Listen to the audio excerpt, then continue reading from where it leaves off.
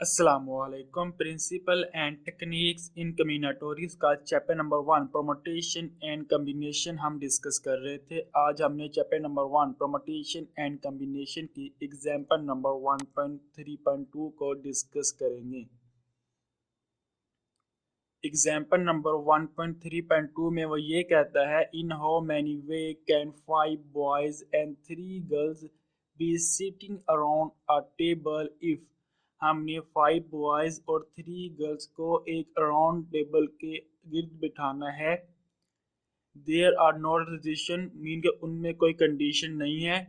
Boys B1 and girls G1 are not adjacent mean के boys B1 and girls G1 इकट्ठी नहीं बैठी हुई।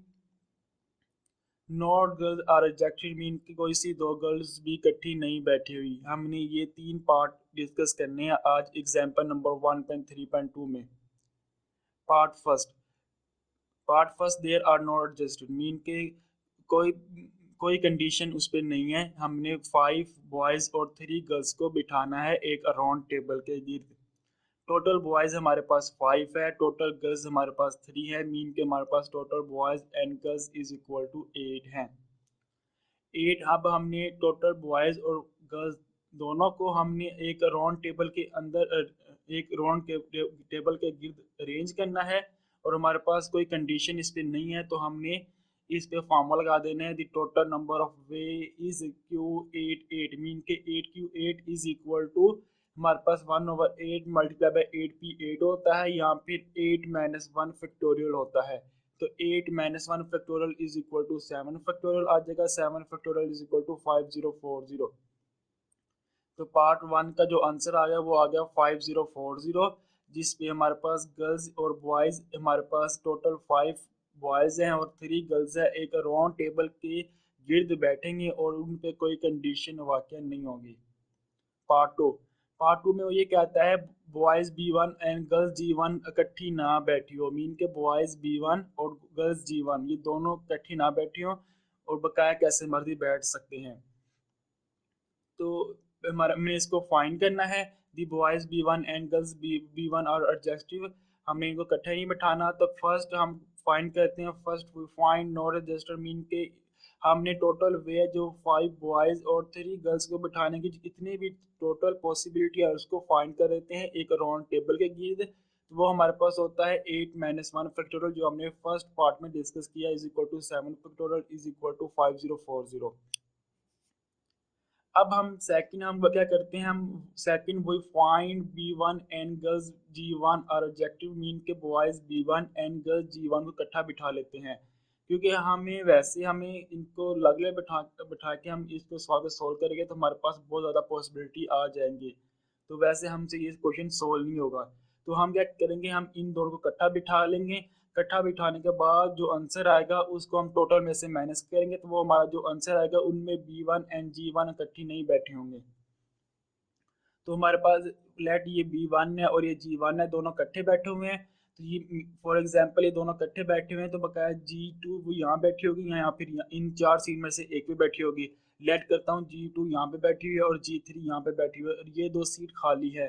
तो हमारे पास जो टोटल वे है ये G1 एंड B1 एक ही सीट पे बैठे हुए क्योंकि इकट्ठे बैठे हुए हैं।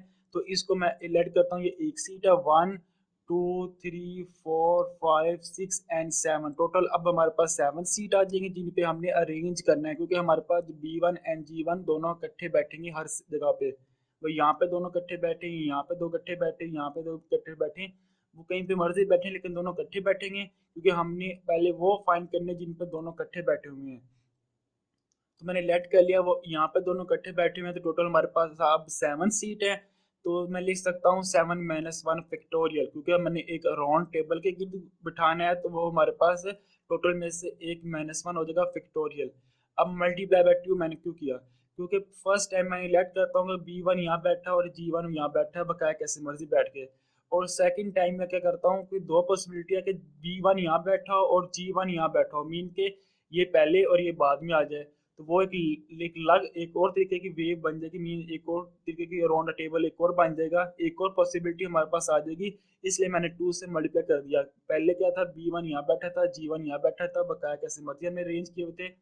हमने सेकंड में क्या किया, B1 यहाँ बैठा हुआ है और G1 यहाँ बैठी हुई है, तो ये हमारे पास दो पॉसिबिलिटी थी इन दो B1 एंड G1 को अरेंज करने की, तो इसलिए मैंने मल्टीप्लाई बाय 2 कर दिया। 7 माइनस 1 इज इक्वल टू 6 होता है, तो 6 factorial multiply by 2, 6 factorial is equal to 720 multiply by 2, 720 multiply by 2 is equal to 1440 आ जाएगा।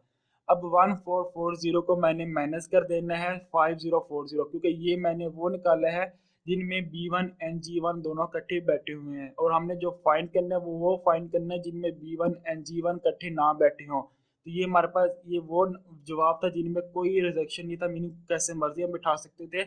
इसमें से मैंने जिनमें B1 एंड G1 इकट्ठे बैठे हैं वो माइनस कर दूंगा, तो हमारे पास जो आंसर आ जाएगा वो आंसर आएगा जिनमें B1 एंड G1 इकट्ठे नहीं बैठे हुए। तो हमारे पास 5040 माइनस 1440 का मैं 5040 को माइनस करूँगा 1440 में से, तो हमारे पास जो आंसर आएगा 3600 आ जाएगा।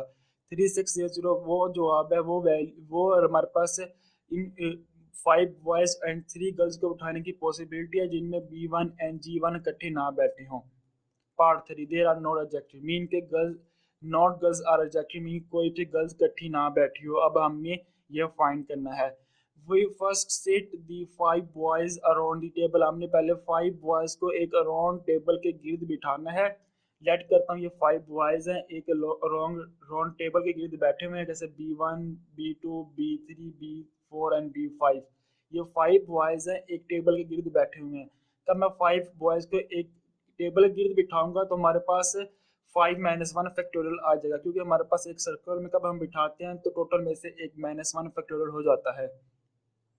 तो 5 minus 1 factorial is equal to 4 factorial, 4 factorial is equal to 24 होता है।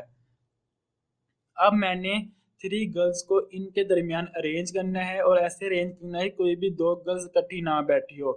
तो मैं करता हूँ then we sit 3 girls between boys and not girl adjective, mean कोई सी 2 गर्ल्स इकट्ठी ना बैठी हो। हमने इन 5 बॉयज के दरमियान गर्ल्स को एडजस्ट करना है, इन 5 बॉयज के दरमियान गर्ल्स को बिठाना है। फर्स्ट मैं अगर G1 को बिठाता हूँ उसकी बैठने जो सीट है वो 1 2 3 4 5, ये मीन के ये 5 पॉसिबिलिटी है, 5 वे इनके सीट हैं जिन पे गर्ल्स 1 बैठ सकती है। लेट करता हूँ गर्ल्स 1 यहाँ पे बैठ गई है, तो जब गर्ल्स 2 बिठाऊंगा वो उसके लिए ये सीट तो फिल हो चुकी है, क्योंकि अब यहाँ पे नहीं बैठ सकती वो। उसके लिए 1 2 3 4 पॉसिबिलिटी है, मतलब 4 वेज है, 4 ऐसे सीट है जिन पे वो बैठ सकती है। लेट करता हूँ गर्ल्स 2 यहाँ पे बैठ गई है, और अब गर्ल्स 3 के लिए अब ये भी सीट नहीं है, ये भी सीट नहीं है, तो अब उसके लिए 1 2 3 सीट है जिन पे गर्ल्स 3 बैठ सकती है। लेट करता हूँ यहाँ बैठी है, तो हमारे पास तीनों गर्ल्स हमें इनके दरमियान अरेंज कर दी, और कोई सी गर्ल्स 2 इकट्ठी नहीं बैठी। तो अब हमारे पास जो गर्ल्स को बैठाने की टोटल वेव्स है, जो टोटल पॉसिबिलिटी है वो 5 मल्टीप्लाई बाय 4 मल्टीप्लाई बाय 3, क्योंकि पहले की बैठने की 5 पॉसिबिलिटी थी, दूसरी की 4 एंड तीसरी की 3, तो तीनों को मैंने मल्टीप्लाई कर दिया। तो कब 5 मल्टीप्लाई बाय 4 मल्टीप्लाई 3 किया इज इक्वल टू 60, हमारे पास जवाब आ गया। तो अब हमने जो जवाब 60 आया इसको मैंने मल्टीप्लाई कर देना है 24 के साथ, क्योंकि अब मैंने पहले बॉयज़ को अरेंज किया था, बाद में गर्ल्स को अरेंज किया था। अब मैं दोनों को आपस में मल्टीप्लाई कर दूंगा तो हमारे पास वो जवाब आ जाएगा जिनमें नॉट गर्ल आर रिजेक्टेड बैठे हुए, मीन कोई सी 2 गर्ल इकट्ठी नहीं बैठी हुई। 24 multiply by 60 is equal to 1440। अब 1440 हमारे पास क्या परमुटेशन, मतलब हमने अरेंज कर दिया। इतनी पॉसिबिलिटी से हम 5 बॉयज़ और 3 गर्ल्स को एक राउंड टेबल के गिर्द बिठा सकते हैं, और कोई सी 2 गर्ल्स इकट्ठी नहीं बैठी होगी। उम्मीद आपको ये एग्जाम्पल समझ आ गई कि इंशाल्लाह नेक्स्ट एग्जाम्पल के साथ आपसे मुलाकात होगी। तब तक अल्लाह हाफिज़।